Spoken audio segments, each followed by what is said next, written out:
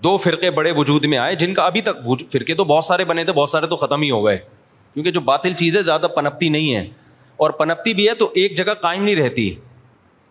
آپ اگر 1200 سال پہلے کے شیعہ کو دیکھ لیں تو الگ تھے, 200 سال بعد والے الگ, آج الگ, تو وہ بہت یعنی ایک جگہ نہیں. آپ اہل سنت والجماعت کو دیکھیں گے نا تو جو 1200-1300 سال پہلے تھے آج بھی اسی ٹریک پر ہیں وہ, خاص طور پر جو ان چاروں مکاتب فکر کو فالو کرتے ہیں, حنفی, مالکی, شافعی, حنبلی. ان کے اصول 1300 سال پہلے لکھ لیے گئے تھے, مسائل بھی لکھ لیے گئے تھے, تو اب اس سے ہٹتے نہیں ہیں یہ. آپ کو حنفی 800 سال پہلے کا بھی وہی نظر آئے گا جو آج تھا, شافعی 800 سال پہلے کا بھی ویسے ہی نظر آئے گا جیسا آج تھا. اگر تبدیلی ہوئی ہے تو بدعت کے حوالے سے ہوئی ہے, کسی میں بدعتیں آ گئیں, کسی میں بدعتیں, کوئی ایکسٹریم لیول پہ ادھر چلا گیا, کوئی مسائل کے معاملے کی بات کر رہا ہوں. جو اسلامک لا ہے, لا نہیں چینج ہوا کیونکہ وہ ریٹن فارم میں آ چکا تھا پہلے. تو اب میں عرض کر رہا تھا کہ دو فرقے بڑے وجود میں آ گئے. ایک کو کیا کہا جاتا تھا؟ شیعہ. ایک کو کیا کہا جاتا تھا؟ سنی.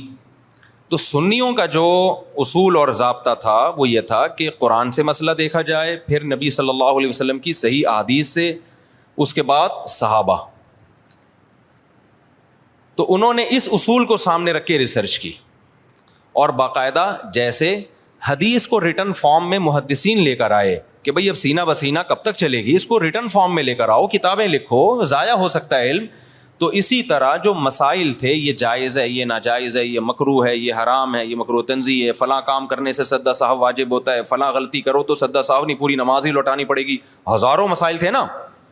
تو ائمہ کرام نے اجتہاد کیا اور مسائل کو ریٹن فارم میں لانا شروع کیا. تو جو اہل سنت والجماعت تھے وہ ان کے 4 مکاتب فکر وجود میں آئے. جو کام امام ابو حنیفہ نے کیا, اس کام سے جو متاثر ہوئے اور اس طریقے کو جنہوں نے فالو کیا ان کو کیا کہا جانے لگا؟ حنفی.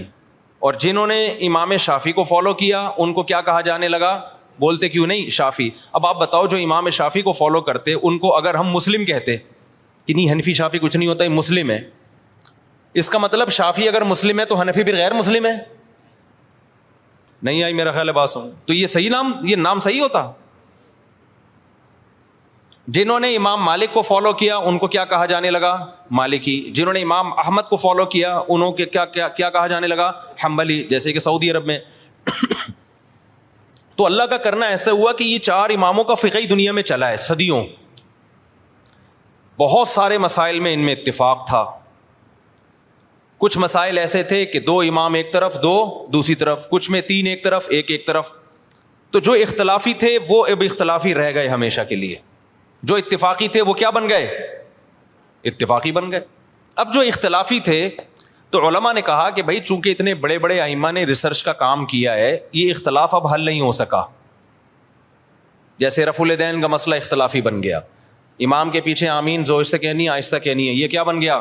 اختلافی. ہاتھ یہاں باندھنے یہاں باندھنے, یہ ذہن میں رکھے سینے پہ ہاتھ باندھنا کسی مجتہد سے منقول نہیں ہے, بلکہ سعودی عرب کے ایک عالم کا بھی کلپ بھی آیا, انہوں نے کہا یہ مکروہ عمل ہے سینے پہ ہاتھ باندھنا, کیونکہ اس بارے میں صحیح حدیث موجود نہیں ہے.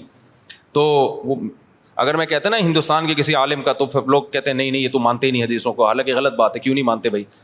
لیکن سعودیہ کے, تبھی آپ نے ائمہ حرمین کو بھی دیکھا ہوگا سینے پہ ہاتھ نہیں باندھتے, وہ بھی نیچے ہاتھ باندھتے. تو 4 اماموں میں کسی کے ناف کے اوپر ہے, کسی کے ناف کے تھوڑا سا اوپر, کسی کا ناف کے بالکل اوپر. ایسا 4 میں سے کسی کی ریسرچ نہیں ہے کہ سینے پہ ہاتھ باندھے جائیں, یہاں یوں کر کے ہاتھ باندھے جائیں. خیر جو باندھتے ہیں ہمیں ان سے کوئی چڑ نہیں ہے, کوئی اتنا بڑا ایشو نہیں ہے یہ. میں تو صرف یہ بتا رہا ہوں کہ یہ جو الزام لگایا جاتا ہے نا کہ یہ لوگ حدیثوں کو نہیں مانتے, یہ الزام غلط ہے. کیونکہ حدیثوں میں ہوتا نا تو یہ 4 اتنے بڑے بڑے مجتہدین جن کو پوری امت نے, جو تابعین تبع تابعین کے دور کے لوگ تھے, ان کو تو حدیثیں زیادہ پہنچی تھیں اور حدیث کی سند کی تحقیق یہ زیادہ اچھے طریقے سے کر سکتے تھے, یہ قائل ہوتے اس کے. تو ابن خزیمہ کی جو روایت ہے سینے پہ ہاتھ باندھنے والی, وہ صحیح روایت نہیں ہے.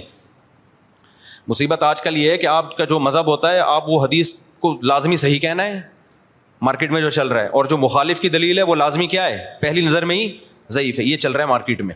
خیر,